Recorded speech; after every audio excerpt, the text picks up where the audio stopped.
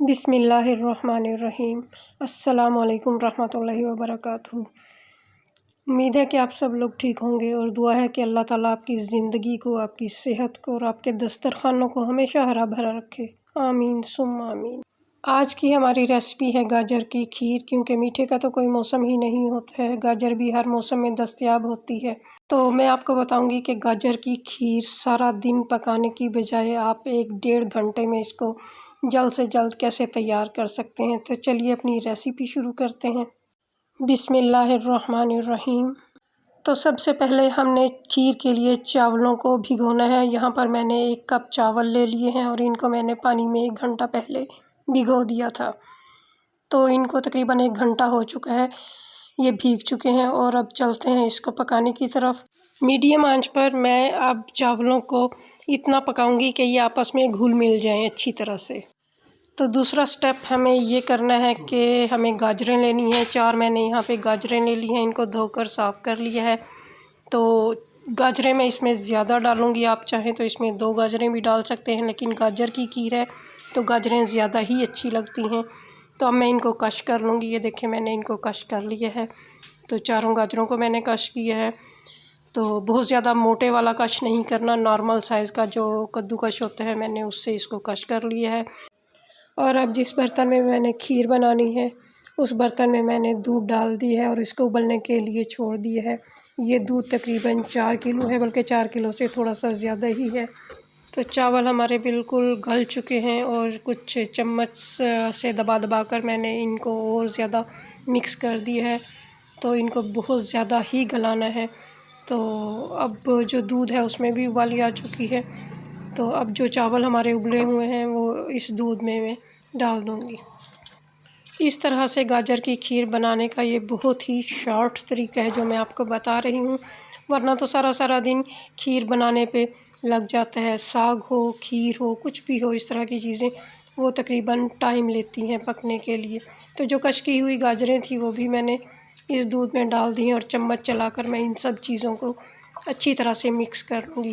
चूल्हे की आंच को मैंने इसके नीचे फुल किया हुआ है और मैं इसमें चम्मच मुसलसल चलाती रहूँगी ताकि गाजर और चावल जो हैं वो दूध में अच्छी तरह से मिक्स हो जाएं। तेज़ आंच पर मुसलसल चम्मच चलाते हुए हमें इसको उबालना है। जैसे ही इसमें उबाली आ जाएगी हम आंच को मीडियम कर देंगे। तो तकरीबन आधा घंटा हो चुका है इसको पकते हुए। देखें खीर का रंग भी जो है वो चेंज हो चुका है और काफ़ी गाढ़ी भी हो चुकी है। अब मैं इसमें 1 कप चाय वाला जो है वो चीनी का डाल दूँगी। चीनी आप अपने टेस्ट के मुताबिक डालिएगा। आप इसमें 1.5 कप भी डाल सकते हैं, 2 कप भी, लेकिन मैं थोड़ा कम चीनी पसंद करती हूँ तो इसलिए मैंने इसमें 1 चाय का कप डाला है। खीर जब गाढ़ी होने लगती है तो दूध जो है वो किनारों पे जमने लगता है, तो इसको आपने छुरी से उतार कर खीर में ही शामिल कर देना है।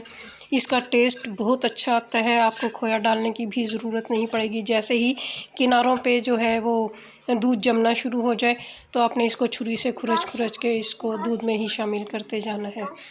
खीर को पकते हुए 1.5 घंटा हो चुका है। मैंने इसको मीडियम से थोड़ा सा ऊपर वाली आंच पर पकाया है। चावल हमने इसमें पहले से ही गला कर डाले थे।